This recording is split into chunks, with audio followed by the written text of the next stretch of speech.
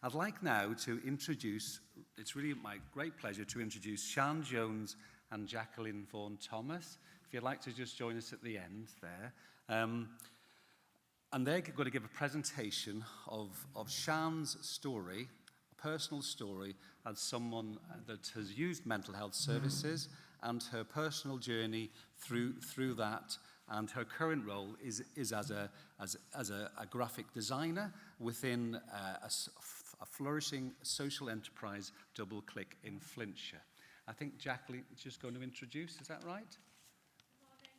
I'd just like to say that I've come along this morning with Sian, who's happy to share her story, which we're going to see on the video. I'd also like to say that Sian's actually produced this video herself. She was going to have support through the university, but in the end she put it together herself, and it's absolutely fantastic. The other thing is Sian works now, she's employed with DoubleClick, which is a social enterprise. And we're both here today. I'm happy to discuss anything or answer any questions about DoubleClick, and Sian would like to answer anything you have to ask her about her story or her work in DoubleClick. So thank you.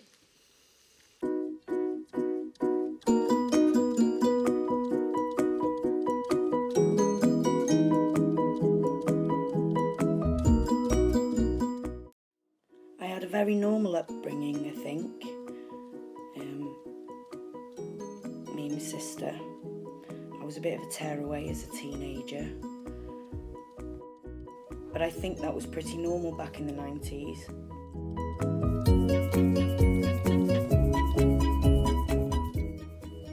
I had my first child at the age of 20 and my second at 24. My third child, Millie, was my little girl. It felt like I had the perfect family. Until 5 days after her first birthday, when she had a tragic accident and died.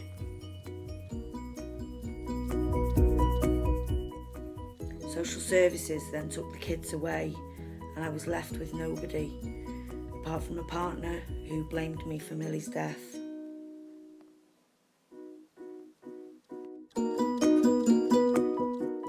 Things gradually got worse, and I started self-medicating with alcohol and drugs, taking drugs to stay awake and drinking alcohol to fall asleep.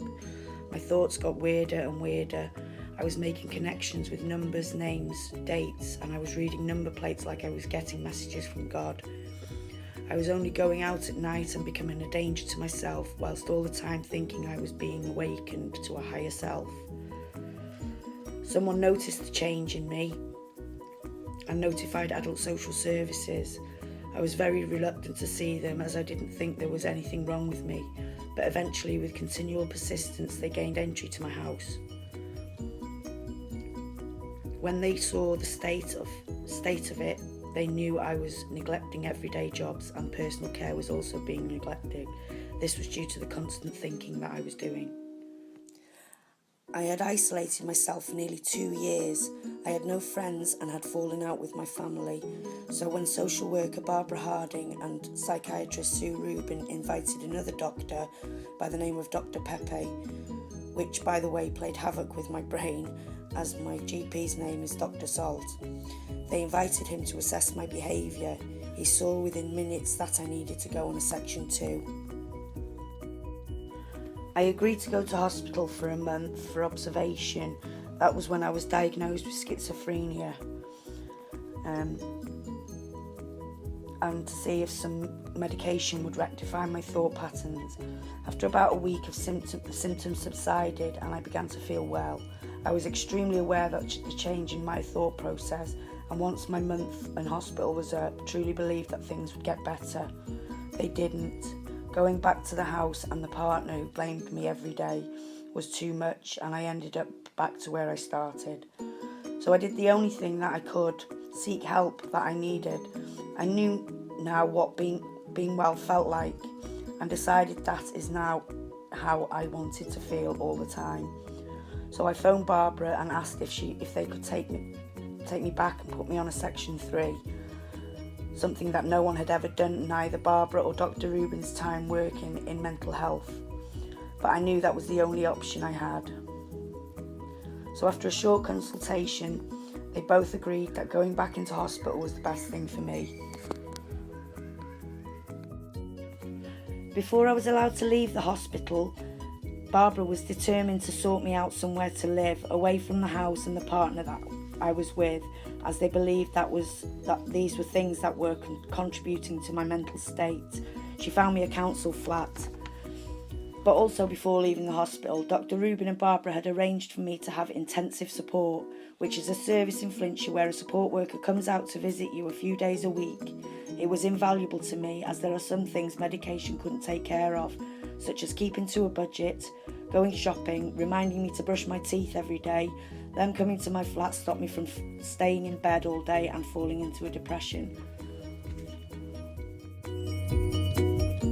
Once these things became easier to me, it was time for me to start going out to interact with other people and do things again. This was when my life changed. I began to go to the shot and drop-in on a Wednesday morning and to a place called Double Click twice a week. For me, it's like a godsend. Lovely people, relaxed environment, somewhere to socialise and for me to get out of the flat. On my first day at Double Click, I learnt how to do decoupage, and as I continued to go, I learnt more, even the basics of Photoshop. I started doing business cards for local businesses and helped to create wedding invitations. I also participated in a photography course, which was really interesting. My intensive support stopped then, as I was making great progress, but my support continued through next steps, which is what it says, the next steps to take. Then one day in November 2012, I was invited to an open mind seminar. We had a great time, and that's when Harlech College was mentioned to me.